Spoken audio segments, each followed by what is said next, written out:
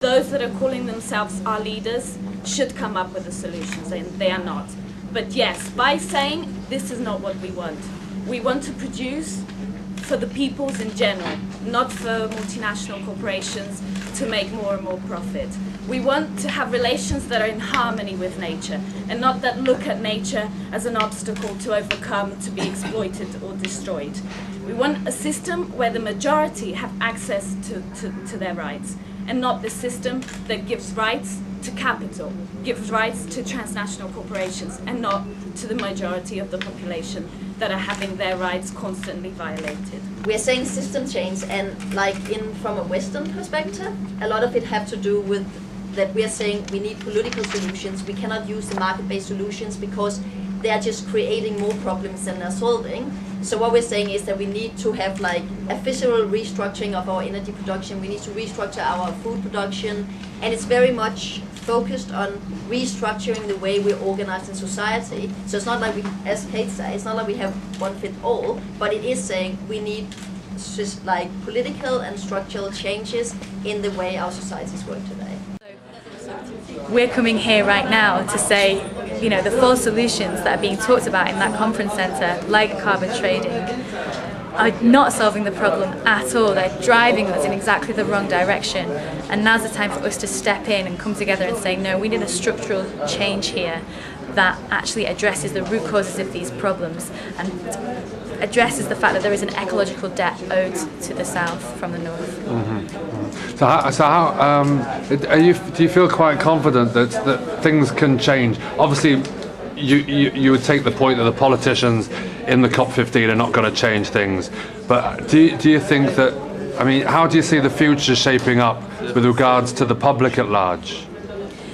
Something that the public at large, whoever they may be, often gets told is that they need to make, change their light bulbs or, turn the washing machine down. Yeah. And what we're trying to point out is that this alone will not solve the problem. There are many people who profit from the system that is currently operating, and they are doing whatever they can to sustain that system. Now, we've seen recently over the past year with the financial crisis and the recessions in different parts of the world that system is creating problems for everybody. And it's the cause of the climate crisis. And so this moment right now is an opportunity where we can come together and say there is an alternative future for all of us that can be fair, but we cannot follow this same route that has led us to these different crises across the globe. Over at the People's Forum, the need for system change was the same. The thinking was that if climate change was a bank, world leaders would have had the problem solved. Here I heard about Madagascar, Cameroon, Peru, Afghanistan and Barack Obama's father's homeland, Kenya. Old men from the community who are as old as 80 years old, and they have said they have never come across such a drought, a prolonged drought like this. It is a drought period in the south, and many people, especially the children, dies because of the drought. There is no harvest, they can eat nothing, there is no water, and they have to eat only cactus. Meanwhile, for the 2 weeks on Planet Celebrity in Britain, climate change, nor the COP15, was barely able to break into the top 10 of the nation's consciousness. They're trying to destroy the places where we hang out Friday nights, like Christiania. Do you all hang out in Christiania? Yeah, yeah, and what are they trying to do there? What are they trying to do to it, this present government? Close it down. Yeah. They're calling normalize. They're doing what, sorry? They normalize it, they call it. Normalizing. What is normal? Christiania is a former military barracks, which could so easily have become luxury flats in central Copenhagen. Instead, it's home to around 1,000 people living the antithesis of the rat race. From Christiania's beginnings in 1971, its practice what it preaches environmentalism offers new buildings built from demolished buildings, solar energy and a car-free neighbourhood, to name just 3, christiania.org for more if you're interested. They also have a democracy where people have a direct say in the decision-making process. Ironically, the Danish government want to close down their #2 tourist attraction and eco-pioneer. For COP15, the government rushed through new police powers to impose tougher penalties on civil disobedience, expecting many protesters to stay in Christiania. Whilst I was there, 2 people told me of a dawn raid on the place, perhaps targeting the Climate Justice Action and Climate Collective groups. In Christiania, I spoke to Britta Lillaso, founder member of the Freetown back in 1971 and organiser of the 2-week From Top to Bottom conference. Topics included sustainable building, waste and design, social ecology and conflict resolution. A kind and thoughtful woman, she gave me about 10 minutes, which can be seen on YouTube. But here are some highlights. Christiania is also, people from the bottom. This is called the bottom meeting. We were young people in those days, who want to make a better life. Yeah. But not all. I call Christiania black sheep and all classes unite. Yeah. Mm-hmm. Yeah. Because we are not, a sacred something place, a very holy place or something in that way. We really are a mirror of the society, but a very complex one. So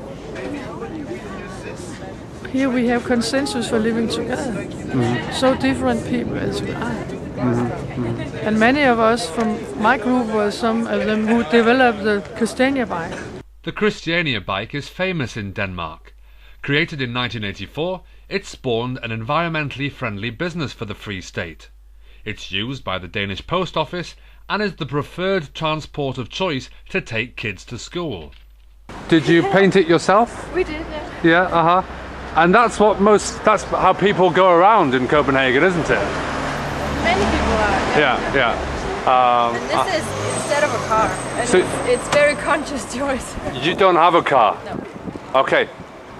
And so if you want to go to other parts of Denmark, or if you want to go to Germany or whatever, you take the train or... The train. Yeah. It's a kind of experimentarium, where you can do many things. Yeah. You can try to develop things and it was not the right way. I try again, Mm-hmm. Yeah.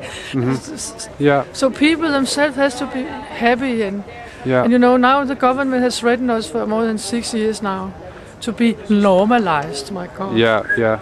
And then when you normalize, you cannot do things like that because it's not allowed to develop things in that way from the bottom. Right. And therefore we make a bottom meeting. But despite this threat, Britta practices what Christiania preaches, welcoming politicians from every party to visit them. We have invited a lot of, also from the government, right wing, left wing, whatever. Yeah. Coming here, we have the Minister of Transport coming here. Mm-hmm. He's from the Conservative Party. A nice man, and he's been here several times and happy to be here, see what we're doing, and he's making a speech and he will drive in a Christiania bike when he go from here. Right. They take part in this. Yeah. It's not, it's for everyone. Britta's message for me was about indigenous people, especially the Hopi Indians and their prophecies for climate change. Their wisdom, among other things, tells us to take what is needed for the earth and nothing more. And indigenous people, and we have to listen to the indigenous people's wisdom, the hidden, forgotten wisdom. Yeah. Listen to that. Yeah. Remember the hidden, forgotten wisdom, for God's sake, and listen to your inner tribe, yourself. It was therefore we started making the bottom meeting. It was because we want climate conference in Copenhagen, climate summit. Yeah. The hopes, the prophecies. Listen to the hidden, forgotten wisdom from the indigenous people, especially the hopes.